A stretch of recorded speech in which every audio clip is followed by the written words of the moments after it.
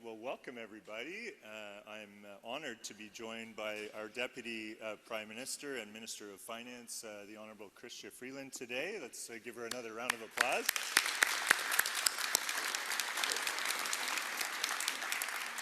And let me just start by saying a big thank you to Local 353 for inviting us and giving us such a great tour of this amazing facility. Can we give them a round of applause too? And I have to say, for me, I was really impressed by the Pathways and Hammerheads trainees for welcoming us and demonstrating the great skills that they're developing. So let's give them a round of applause as well. So I'm Ryan Turnbull, I'm the Member of Parliament for Whitby, and it's a great pleasure to be here today with all of you. The irony is not lost on me that they've asked me, the guy who can't change a dimmer switch, to introduce one of the key leaders for electrical workers in Canada. When it comes to the skilled trades, you could say I'm a bit elemental. I was a stonemason for 8 years and put myself through university that way, but electrical circuits are not my forte. You can ask my wife. And I guess you could say it's apropos that I would introduce a key leader, because I really appreciate what electrical workers do for us, and certainly without having those skills, I come to appreciate just how needed you all are. So our first speaker is Matt Wayland. Matt is, everybody knows, is a Red Seal electrician and has been a board member of the has been a member of the International Brotherhood of Electrical Workers of Canada for over 20 years and is currently the Canadian Director of Government Relations. He is also a board member, and I was really impressed to see this as well, of the Canadian Climate Institute, which is an organization that does great work, a lot of great work on analyzing the climate challenge. He also served on the Task Force on Just Transition for Canadian coal power workers and communities, and was one of 3 co-chairs for the Ministerial Advisory Committee on a national campaign to promote the skilled trades as a first-choice career for young people. We know the challenge of our generation is climate change, and it is growing more urgent every day. It's also the greatest opportunity for industry growth and innovation. And no one can deny the fact that industry growth and innovation will be powered by our workers. And that means we must promote the skilled trades stronger than ever and ensure that our workforce is mobilized and that we collaborate across government, labor, and industry and really ensure that we meet the climate challenge head on. Clearly, Matt sees the opportunities for sustainable jobs at the heart of our fight against climate change and the opportunities for a greater inclusion in terms of employment pathways for many Canadians. So let me invite Matt Wayland up and just say to you, Matt, that I look forward to our continued collaboration. You are such a big champion for good middle-class jobs, and I appreciate your leadership immensely. Over to you, Matt.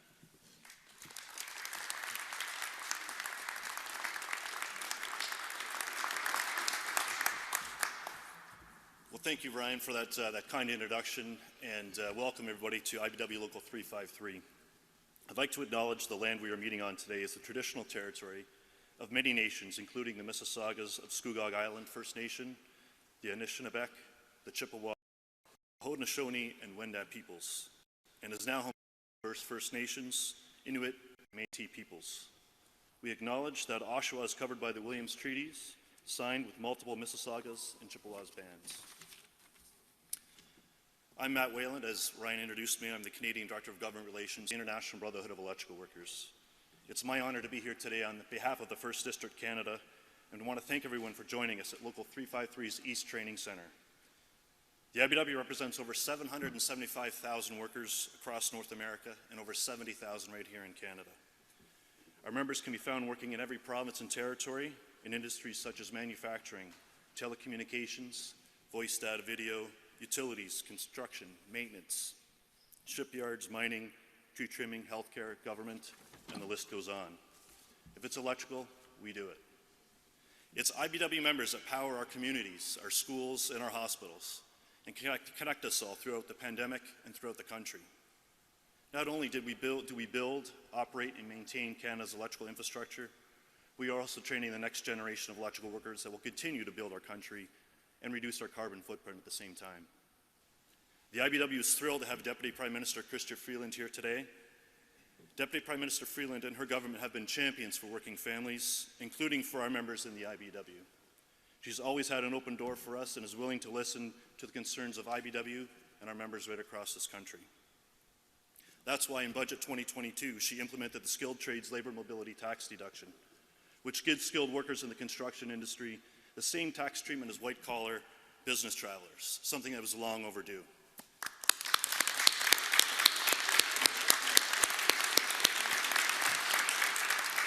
IBEW members and skilled trade workers right across the country can thank her for that work in her government. But she didn't stop there. Her government doubled down on their efforts for the Union Training Innovation Program so we can improve facilities like we have here in Toronto and for programs like we have happening right here today. The IBEW commends Deputy Prime Minister Freeland and her government for committing to implement financial incentives for investments in clean technologies and hydrogen tied to good union jobs, labor conditions, in order for Canada to reach our net zero goals. After the United States passed the Inflation Reduction Act, which many of you may have heard of, she knew that Canada needed to up our game in order to make sure we were competitive and attract investments here at home in Canada and putting IBEW people to work, putting Canada's skilled trades workers to work. The announcement in the Fall Economic Statement was a step in the right direction, and the IBEW is delighted to hear more about what what those next steps in terms of investing and good union jobs will look like. Please give a warm IBEW welcome to my friend, Deputy Prime Minister, and our Minister of Finance, Chrystia Freeland.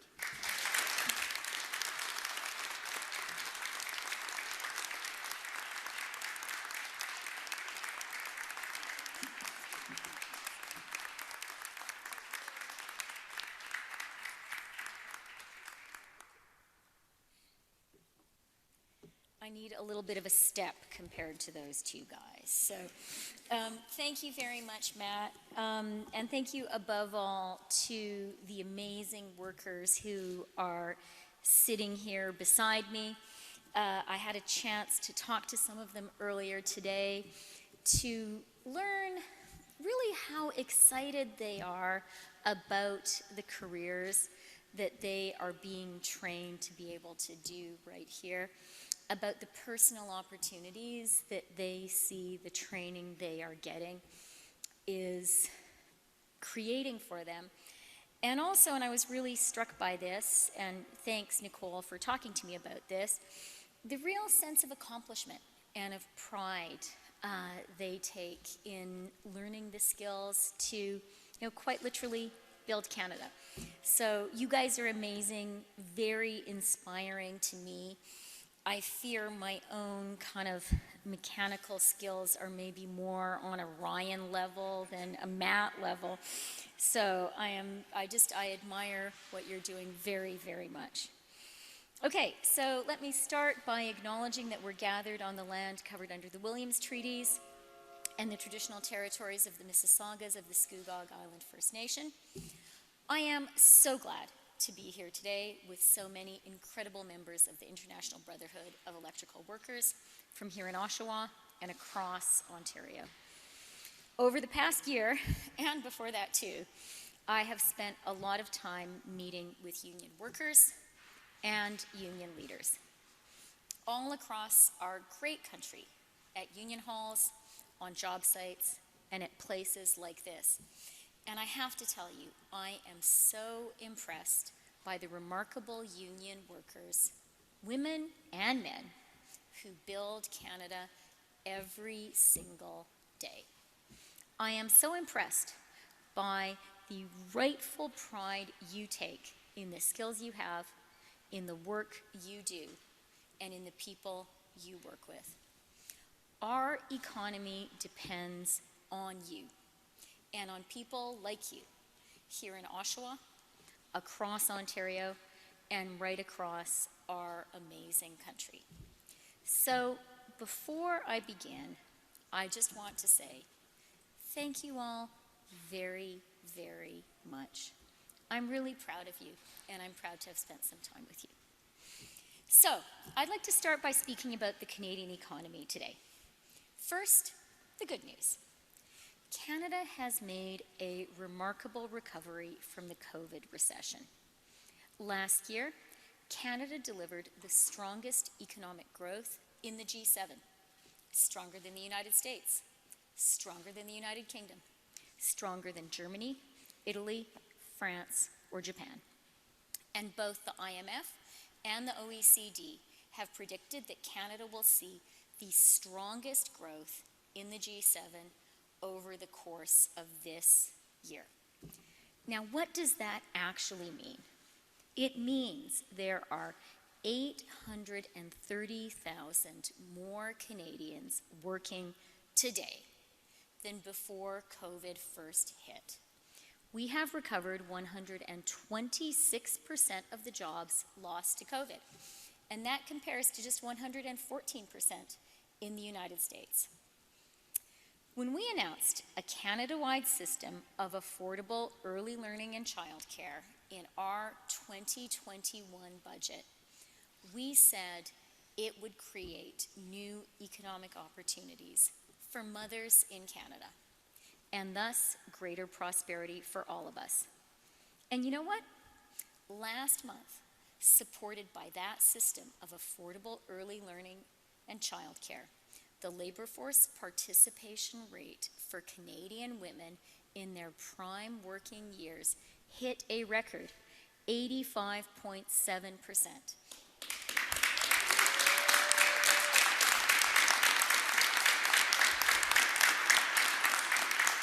And that compares to just 77.2% in the US.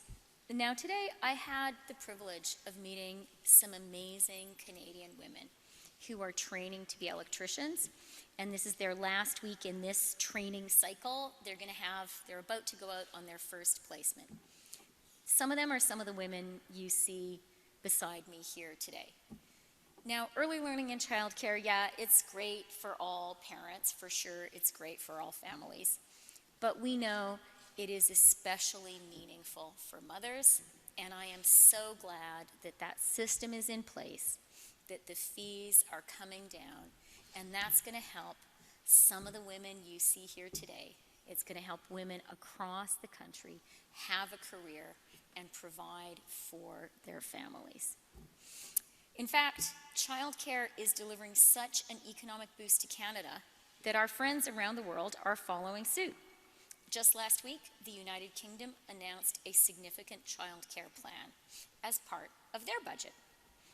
Notre taux de chômage est proche de son niveau le plus bas jamais atteint, et aujourd'hui, plus de Canadiens que jamais ont un bon emploi.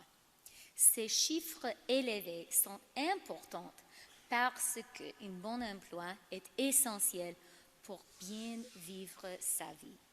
Ils nous permettent de payer nos factures, de subvenir aux besoins de nos enfants et de bâtir l'avenir de nos familles, de nos communautés et de notre pays.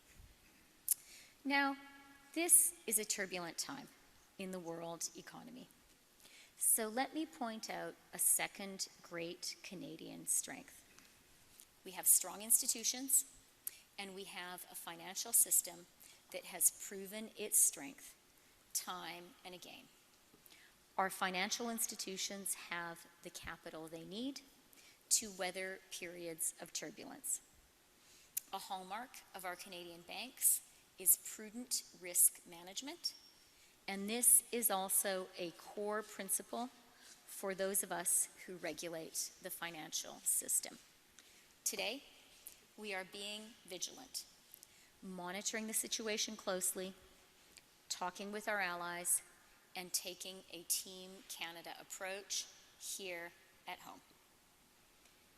Canadians can and should be confident that at a time of global uncertainty, there is no better place to be than Canada. So that's the good news. But I know that everyone here is also familiar with the not so good news.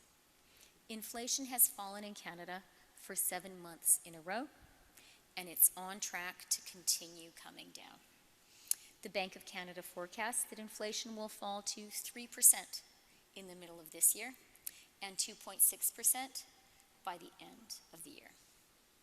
But today, inflation, which was 5.9% in January, is still too high. Canadians feel its pinch every day at the grocery store and at the end of the month when it's time to pay the rent. To fight inflation around the world, central banks have raised interest rates in what has been the fastest and most synchronized monetary policy tightening since the 1980s. This steep increase in interest rates is causing another kind of economic pain for many Canadians. Many people's mortgage payments are higher, and small businesses need to pay more for their lines of credit. As I've traveled across the country over the past few weeks doing pre-budget consultations, I've met with Canadians who are doing well and with Canadians who are really struggling.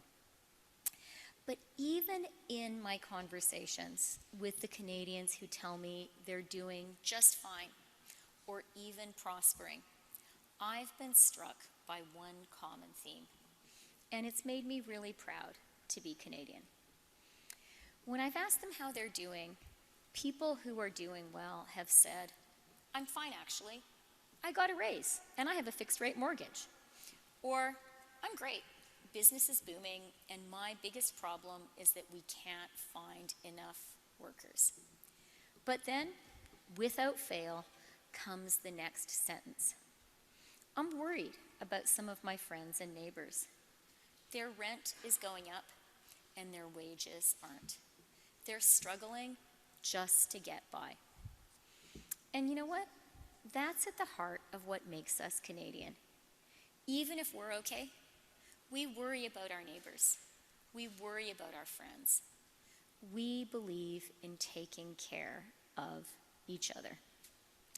Notre gouvernement l'a compris, et c'est pourquoi, au cours des 7 dernières années, on a ménagé aucun effort pour renforcer notre filet de sécurité sociale. Il est en place aujourd'hui pour venir en aide aux Canadiens qui en ont le plus besoin, nos enfants, nos aînés et les personnes les moins bien rémunérées. Pour améliorer notre filet de sécurité sociale, on a bonifié l'allocation canadienne pour les travailleurs pour aider ceux qui font un travail essentiel, mais qui ne sont pas très bien payés. On offre l'allocation canadienne pour enfants et les parents ont désormais accès à des services d'apprentissage et de garde des jeunes enfants abordables. On augmente les prestations de la sécurité de la vieillesse et du supplément de revenus garanti pour nos aînés. Depuis décembre, on offre une prestation pour couvrir les soins dentaires de plus de 200 000 enfants dont les parents ne peuvent pas se permettre de les emmener chez le dentiste. Et, point essentiel, nos prestations les plus importantes sont toutes indexées à l'inflation. Ce filet de sécurité sociale est là pour tout le monde. And in the weeks to come, for those Canadians who feel the bite of rising prices the most acutely, for our most vulnerable friends and neighbors, our government will deliver additional, targeted inflation relief. This support will be narrowly focused and fiscally responsible. The truth is, we can't fully compensate every single Canadian for all of the effects of inflation or for elevated interest rates. To do so would only make inflation worse and force rates higher for longer. Canadians are smart. Everyone here is smart. So I know you understand that. What Canadians want right now is for inflation to come down and for interest rates to fall. And that is one of our primary goals in this year's budget, not to pour fuel on the fire of inflation. So, in our budget, we will exercise fiscal restraint. higher interest rates are having their intended impact here in Canada and around the world. The global economy has slowed down, and the Canadian economy has slowed down.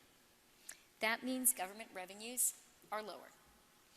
And this slowdown comes after an extraordinary 3 years when the federal government provided 8 out of every $10 to support Canadians and the Canadian economy during the pandemic.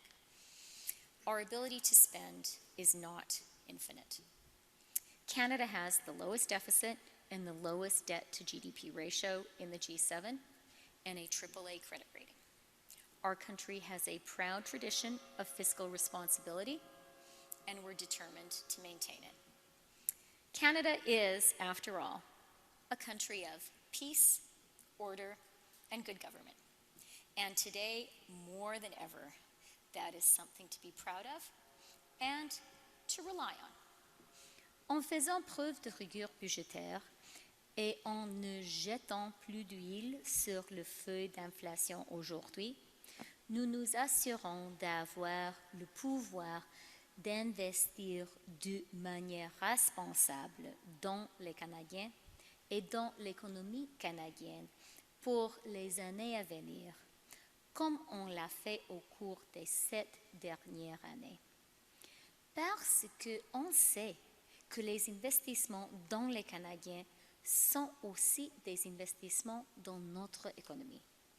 On investit dans le logement parce que notre économie est bâtie par les gens et que les gens ont besoin d'un logement où vivre. Pour remédier à la pénurie de main-d'œuvre à laquelle sont confrontés de bon nombre de nos communautés et entreprises, on investit dans les mesures qui permettront aux travailleurs canadiens d'acquérir les compétences dont ils ont besoin et de se rendre là où se trouvent les emplois. On a accueilli un nombre record de travailleurs qualifiés au Canada et on va en accueillir encore bien plus dans les années à venir. We're making childcare more affordable for families from coast to coast to coast, meaning more mothers no longer have to choose between their family and their career. Investments in housing, in skills, in immigration, in childcare. These are not just social policies, they're economic policies too. And healthcare is another one of these policies. So, in our budget, we will deliver the comprehensive healthcare plan that the Prime Minister announced last month, with an investment of $198 billion in public health care over the next 10 years. We will ensure that Canadians can rely on a world-class, publicly funded health care system, one that is deserving of its place at the heart of what it means to be Canadian. And we will ensure that a strong and effective public health care system can continue to care for and nurture a strong and healthy Canadian workforce. That's what Canadians deserve. That's what Canadian working people deserve. Universal and high-quality health care is, rightly, a priority for every single Canadian. It is also a national competitive advantage. This is a significant investment and a necessary one. And it will be one of 2 significant and necessary investments that we will make in our budget. We will invest in strengthening Canada's universal public health care system, and, Matt, we will invest in building Canada's clean economy.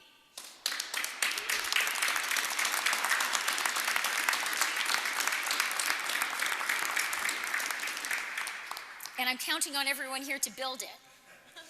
Truly. Because once we have wrestled inflation to the ground, Canada must navigate 2 fundamental shifts in the global economy. First, in what is the most significant economic transformation since the Industrial Revolution, our friends and partners around the world, chief among them the United States, are investing heavily to build clean economies and the net zero industries of tomorrow.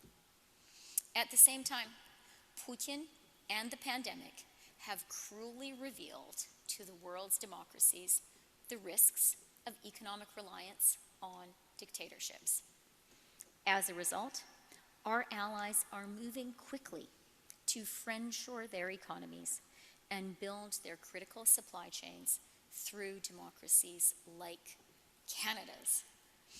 Together, these two fundamental shifts represent a huge economic opportunity for all of us, for Canada and for Canadian workers, like the great people, the great electricians and apprentice electricians here with me today. From clean energy to clean technology to battery manufacturing to electric vehicles, we can and we are becoming a global leader in the growing clean economy, because Canadian workers and Canadian businesses have the necessary expertise, and because Canada produces what the world needs. From energy to critical minerals, Canadian workers can be the ones to provide our allies with the resources they need, and Canadian families and Canadian communities can reap the benefits. Today, and in the years to come, Canada will either capitalize on this historic moment, on this historic opportunity which is before us, or we'll be left behind as the world's democracies build the clean economy of the 21st century. Now, to be left behind would mean less investment in our communities and fewer jobs for an entire generation of Canadians. That's why the plan we will release next Tuesday will include a serious investment in Canadians, in good jobs, in more vibrant communities, and in a new era of economic prosperity that we will build together. We will build a Canadian economy that is more sustainable, more secure, and more affordable. We can create hundreds of thousands of great middle-class jobs, of great middle-class careers in communities big and small, from coast to coast to coast.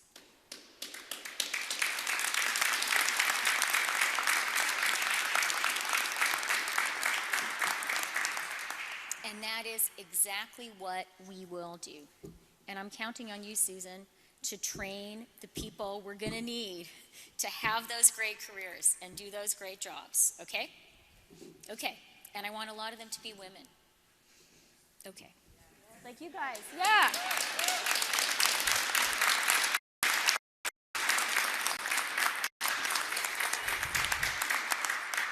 These are great, satisfying, well-paid careers, and our government is going to invest to be sure Canada has plenty of them, an abundance of them.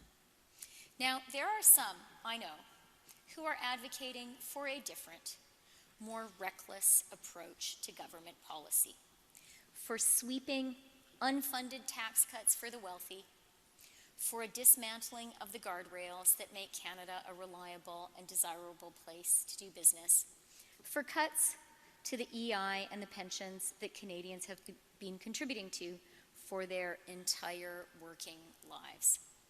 Other countries have tried this reckless approach, and they have been brutally punished by the markets.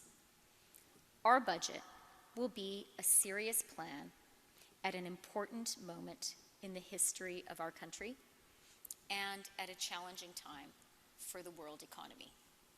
A responsible fiscal plan, supporting Canadians, strengthening public health care, building and investing in Canada's clean economy. A clean economy that is good for working people, good for business, good for Indigenous communities, good for the environment, and which makes life more affordable for Canadians. Where everyone can get the quality health care they need and where everyone can roll up their sleeves and earn a good living with a good middle-class job, where everyone can share in the remarkable opportunities that Canada provides. All of us have the incredible good fortune to live in the greatest country in the world. And I have never been more excited about the future of our country than I am right now. Because Canada is filled with people who can do, who want to do really big things. And I'm here with a lot of them today.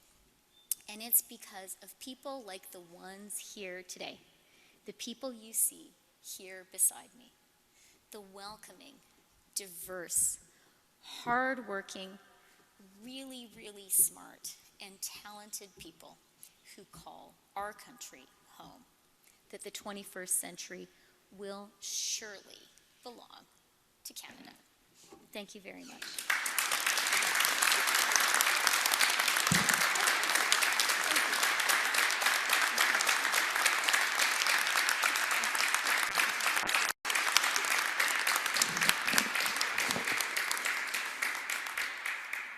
We'll now take questions from media. One question, one follow-up, and I'll just ask that you give your name and outlet before asking the question.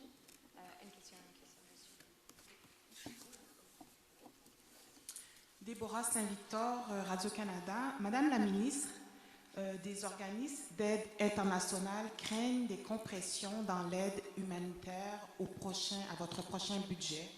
Les ONG demandent que le budget international passe de 8 milliards à 10 annuellement d'ici 2025. Est-ce que c'est réaliste à vos yeux? Le Canada est un leader au niveau international. On a investi, notre gouvernement, nous tous, avons investi beaucoup dans le développement autour du monde, surtout dans les jeunes filles et les femmes, avec notre politique féministe. Et ce sont des investissements très nécessaires, très importants, pas seulement pour les jeunes filles et les femmes qu'on aide, mais pour nous tous. Parce qu'un monde dans lequel tous les gens, toutes les femmes, toutes les jeunes filles ont des opportunités, c'est un monde plus sécuritaire. On comprend notre responsabilité et on va continuer d'aider les autres.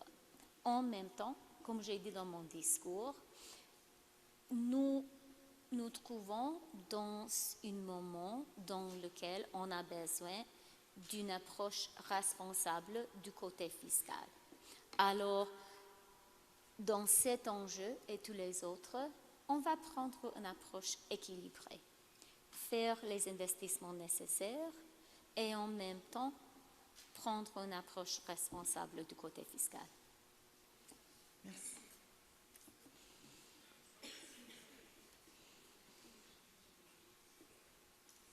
Merci pour la réponse. Des ONG disent que c'est plus difficile d'obtenir du financement pour des projets qui visent à faire avancer les droits des femmes à l'étranger.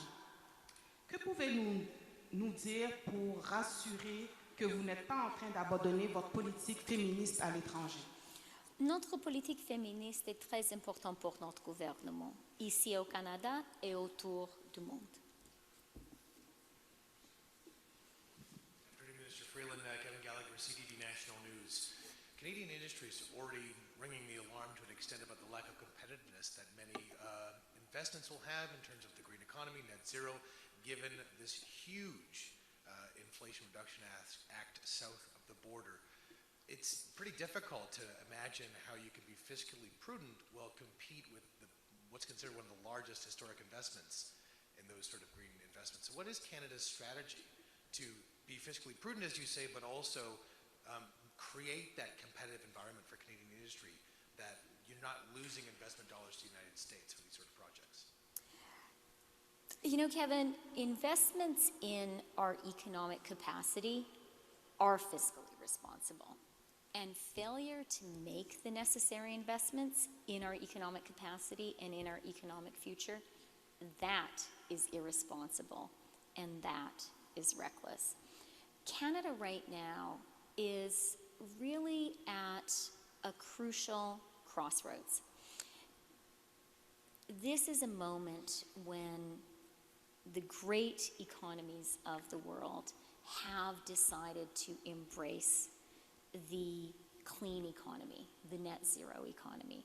And as you said, they are investing really, really heavily. And so we have a choice. Either we also can invest aggressively in the clean economy of the 21st century in a smart, focused Canadian way, or we can be left behind. And not making those investments is also a choice, and a choice I believe would be really irresponsible, really reckless. And it would be reckless for the people who are here today, the people who are counting on us, on our government, to make the necessary investments so that they can do the work that they are being trained for, that they are really excited to be doing.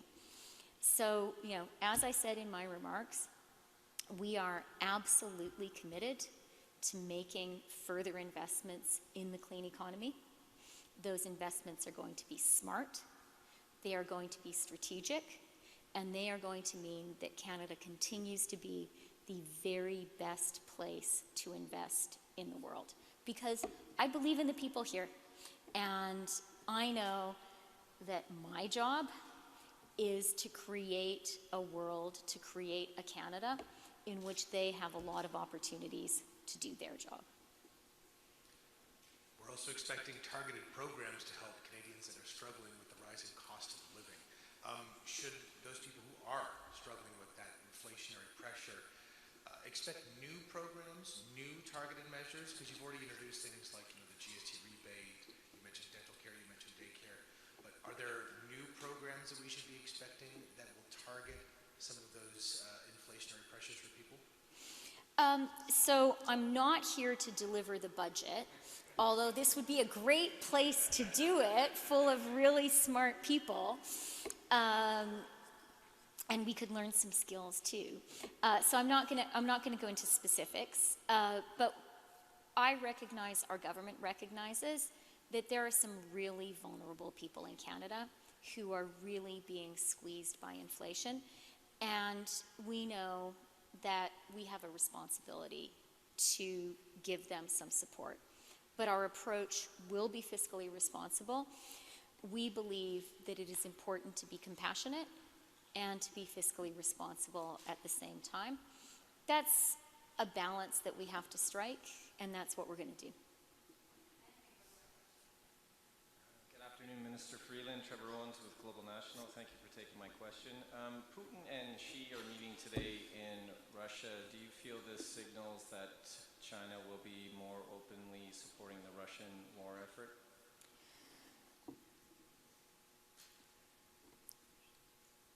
Vladimir Putin's invasion of Ukraine is an illegal and barbaric act. The people responsible for that invasion are war criminals. Everyone in the world has a responsibility to be very clear about that and to speak out about that. And I would say all the countries in the world have an absolutely clear interest in Putin's war failing. Because Putin's invasion of Ukraine is the strongest challenge in a generation to the rules-based international order. And that rules-based international order is something all the countries of the world depend on. So I'm not going to anticipate what President Xi will say or do in Moscow, but China and China's leadership needs to understand the stakes here and needs to understand that Vladimir Putin is on the wrong side of history.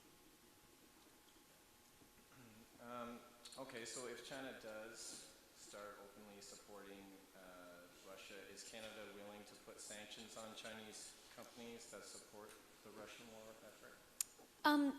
You know, Trevor, one of the things that I learned during the NAFTA negotiations was it's never a good idea to answer hypothetical questions in public. It's good to have a game plan. It's good to hope for the best and be prepared for the worst, and really to be prepared for every eventuality, but maybe not to talk about it so much. What I will say, though, very, very clearly, is Canada understands the stakes in this fight. We know that the fight in Ukraine is a fight between democracy and dictatorship. It's a fight between a world in which might makes right versus a rules-based international order. And that really matters to Canada. We're a middle power. We need democracy to win here, and we need the rules-based international order to win here. And that's why Canada has been supporting Ukraine with such determination. It's why I have to say all of us should be really, really grateful to the brave men and women of Ukraine who just will not give up and are fighting for their freedom. They're also fighting for us. We have been working with real determination every single day with our allies to continue to support Ukraine, and we've been working hard to expand that international alliance. Countries that choose to support Russia are supporting war criminals and a war crime, and we will be clear about that. Thank you very much. That concludes today's press conference. Okay, thank you all very much, and I do just want to say thank you to the people who are here with me. They are fantastic electricians who managed this morning to do a three-way switch and even tried it out for the first time with me and the cameras there, which in addition to showing great skill, shows great courage. So thank you very, very much.